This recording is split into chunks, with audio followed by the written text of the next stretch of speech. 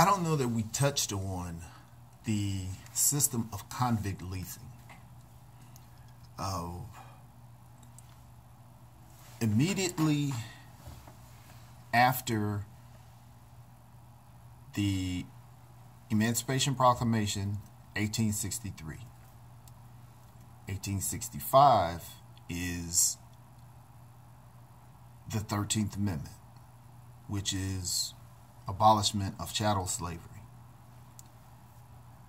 In 1867 is the 14th Amendment, equal protection under the law. But immediately after that, starting in 1865, were two things: black codes, pig laws, three things. Legislation, two. Black codes, pig laws. Third was convict leasing. Now, the black codes and the pig laws were really important. The black codes were made off of slave codes, and that allowed black people to be criminalized, just black life. So if you were black and could not prove that you had employment, you could be deemed a criminal or a risk to society, hence you would be arrested. Well, once you were arrested, you were charged fees for the arrest. Now, there did not have to be any proof that you did anything that you said you did, that was said that you did. And witnesses would be brought to corroborate the stories of your arrest, and the witnesses had to be paid. So one, not only were you arrested, two, you were assessed fees that exceeded your ability to pay these fees. So your criminality, blackness, was assessed to you by way of the black code. And you have to remember, going back before the Civil War, they had the changing of the black image from the Uncle Tom, the Aunt Jemima, happy-go-lucky, not very witty, to this formidable opponent, which is where the black brute came from. As to where he's going to rape white women, he's going to take back his revenge and aggression if he's set free. So that is where the entire exception clause of the 13th Amendment comes into play, as to where you can be a slave if it is a response to being punished for criminal activity. Well, there is no coincidence that that wording was used, and criminality would be the next identity given to the free labor, once a slave, now a criminal. And the bridge between slavery and non-slavery was criminality. So the only way to get back in the United States today, if you read the 13th Amendment, the only way to get back to slavery, or not back to, but get to slavery, is criminality. So the black codes criminalized black people, because in the book The Negro, or Negro in America by W.B. Du Bois, he clearly stated, yes, black crime went up upon emancipation, because black people, when they were emancipated, they were just freed.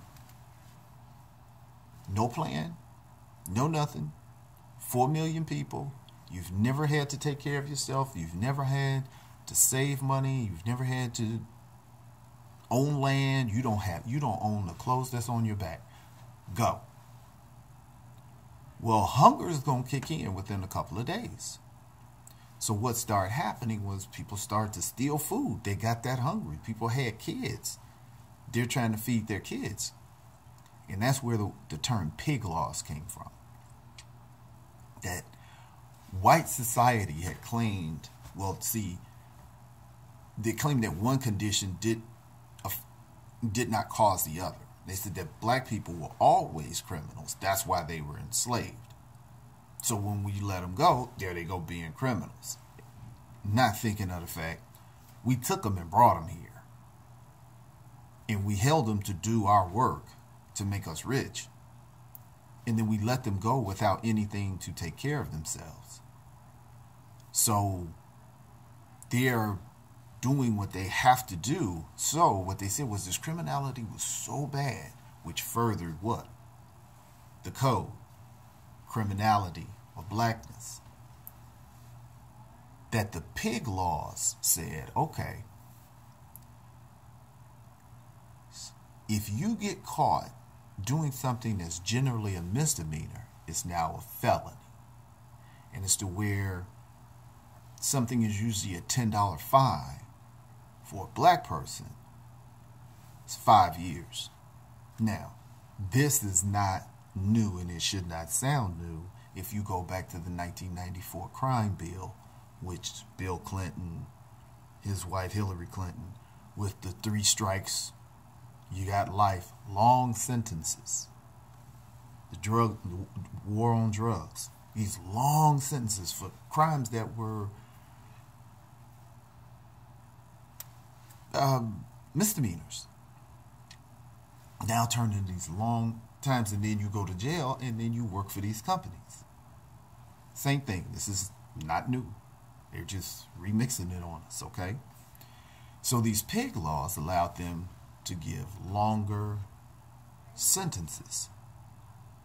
So now you have a person in jail. For a long time, it's the same person or persons that built the country. Now we have our free labor force back. So through records throughout the South, you could see when the crop comes in, arrests will go up. They come out and just start looking for black folks and grab them. And they didn't have money for lawyers. They didn't have money for pardons. They didn't have money, influence. So most of them just kind of hoped I'll work my time and get out. Well, if while you're in jail something happens, guess what? You're there longer. There were some people that worked their time and they just told them flat out, you just can't go. A lot of this is cited in Douglas Blackman's Slavery by Another Name, Michelle Alexander's The New Jim Crow, The Jim Crow Routine. Author's last name is Berry. And Worse Than Slavery. Author's last name is Oshinsky. Okay. This system spread throughout the South to maintain the workforce that was lost from slavery. I own a multi-million-dollar corporation. Legislation has passed that has taken all of my labor. I either have to now start paying for it or find out how to get the free labor back. That's what happened. It is unrealistic for us to think that these wealthy men had no influence on how the 13th Amendment was written and the subsequent systems of labor exploitation that came after it. It's just unrealistic to think that those things just kind of fell into place and that it was not organized and articulated. So we're going to pick back up on convict leasing, but that's our 10 minutes.